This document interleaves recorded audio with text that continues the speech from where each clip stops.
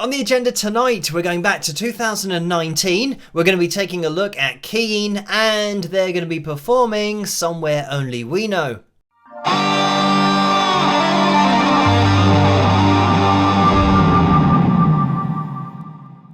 Hello, Phil here from Wings of Pegasus, and welcome to another analysis video. If you enjoyed this video, please give it a thumbs up and subscribe.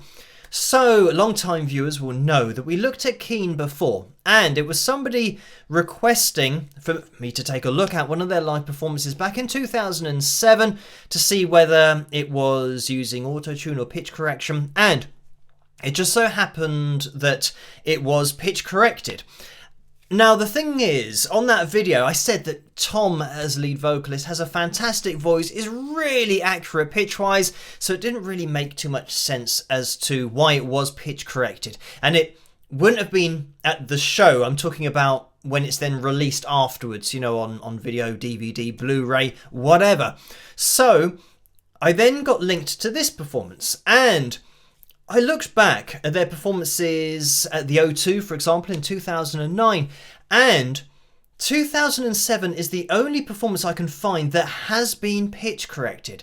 So I think maybe what has happened is Keane saw that they'd been pitch corrected and maybe just stopped it and said to the record label that we don't want our music to, or the voices to be pitch corrected. The instrumentation's never pitch corrected, so yeah, it doesn't really make any sense why the voice would be, but it is nowadays. To me, Tom's voice has just got better with age, and I love how stripped back this is. And by the way, there's a link in the description below, as always, if you want to watch this the whole way through without me interrupting it, because I will be jumping in. But let's have a listen and see how the guys get on.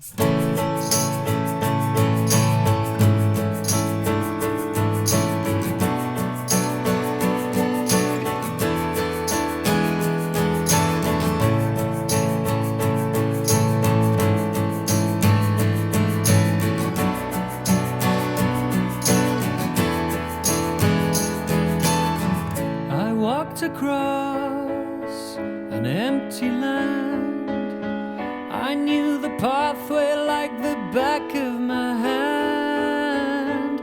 I felt the earth beneath my feet, sat by the river and it made me complete. Oh, simple thing, where have you gone? I'm getting old and I need something to rely on. So tell me when you're gonna let me in. I'm getting tired and I need somewhere to begin. I came across a fallen tree. I felt the branches, are they looking at me? Is this the place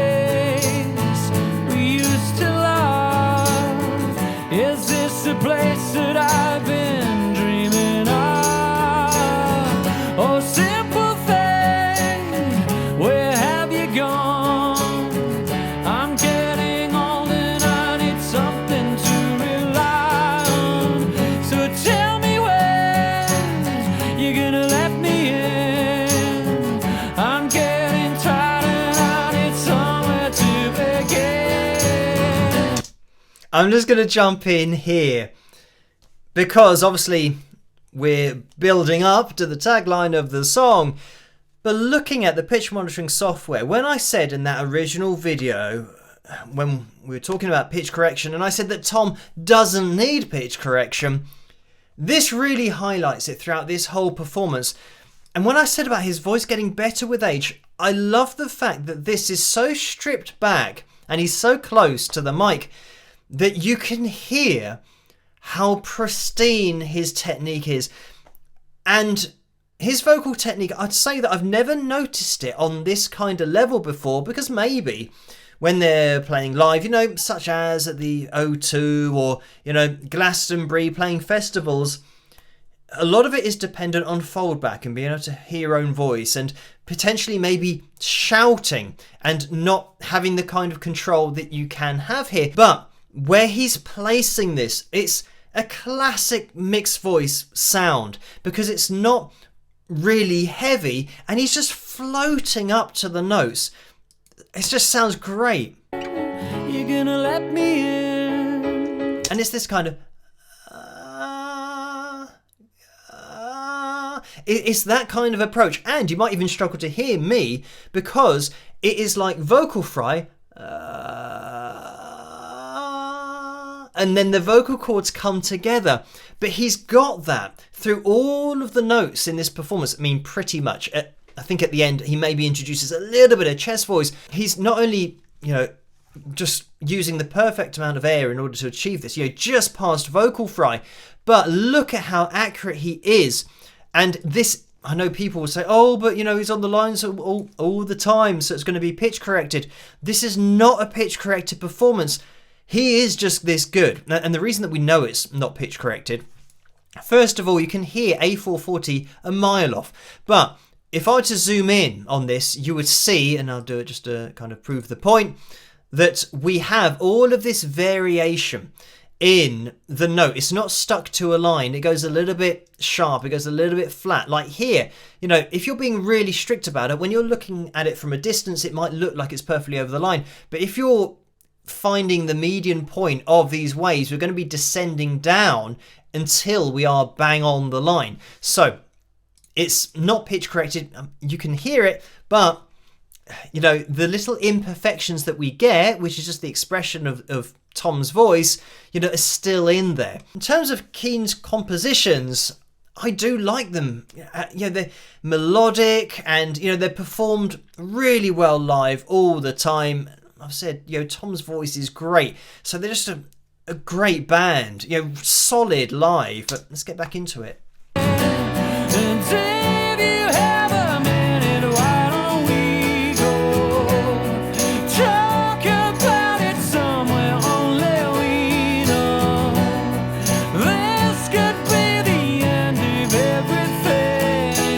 And there we had a little bit of this, that little bit of push there rather than being really relaxed. But because Tom is singing it like this, it means that he's always singing with somewhere to go. If he wants to bring his chest voice up, I mean, this is the top end of the male tenor range, by the way, so that G sharp 4, if he wants to lean into it and give it a little bit more expression, then he can do, because he's singing it in a place where the only way is up. With his technique, that is true, that he can just float up to these notes that are at the top end of the male tenor range, but he's then got the option to lean into it a bit more and bring in a little bit more depth if he wants it.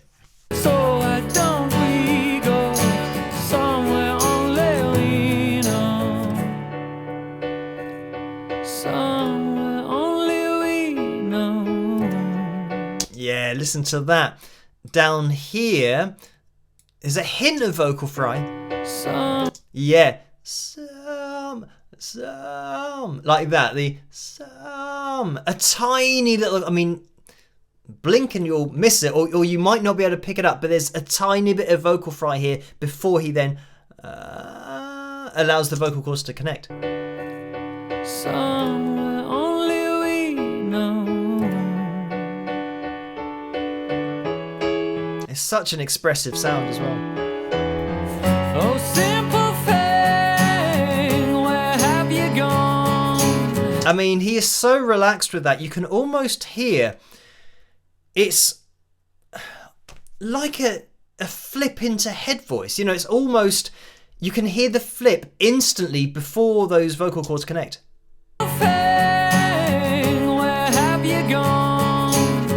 I'm getting old and I need something to rely on. So tell me when you... Yeah, and he does it the second time as well. So yeah, it's not quite the level of a yodel, but it's that kind of approach that he's just coming underneath that note to then allow the vocal cords to snap together and hit that really relaxed head voice sound.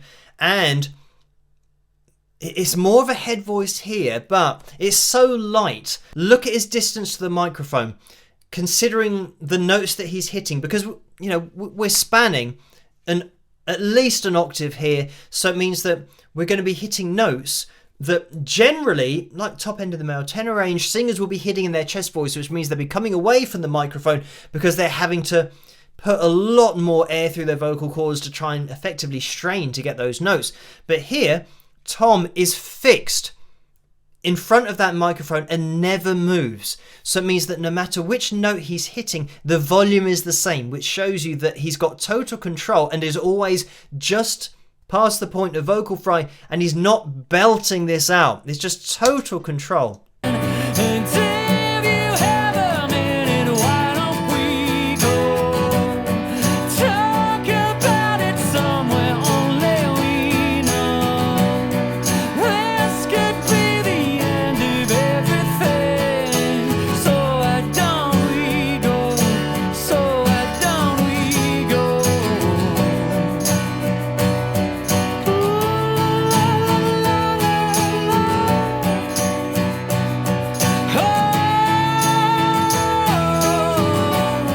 Yeah, so there we go.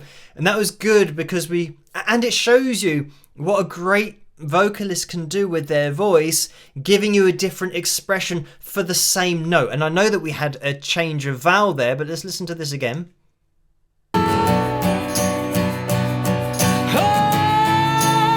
So now we've gone to more of an sound. I'll take that back so we can appreciate the first time.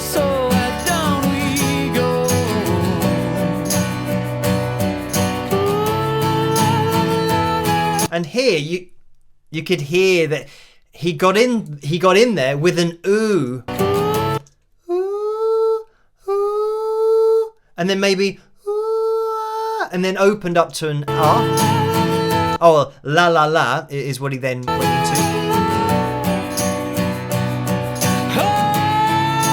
And now, I don't know whether you can see in the background, but if you look through the pitch monitoring software, he's now leant back a little bit because he's brought his chest voice in a little bit more, going to an ah. So it's more of a ah, like that, rather than an ooh sound, which we had before, getting into the la la la's. So just hear the change in dynamic and what getting into chest voice then brings, you know, to the party.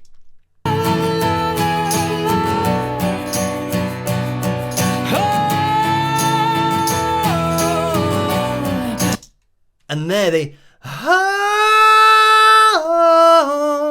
getting lighter with that as he comes down. So, I mean, there's so much texture in Tom's voice because he's got this amount of technique. It's just so impressive to listen to, but also to watch. A lot of singers throughout their career never get this amount of control. They belt their high notes night after night all the time. And they just don't have the vocal cord configuration in order to achieve it, or they haven't had the time to practice it and achieve it. Because, like I've said, you know, singing is, you know, a lifetime pursuit. Just to try and do it, first of all, hit notes accurately, all that kind of stuff. But then to control the voice at this kind of level is so difficult. And you can know all the technique and the theory in the world. You can know it. But getting your voice to do it and your vocal cords to configure themselves in such a way that they achieve it is a whole different thing. And again, it's kind of half and half there. When he went, this is kind of like that. So let me just listen to that again. Yeah.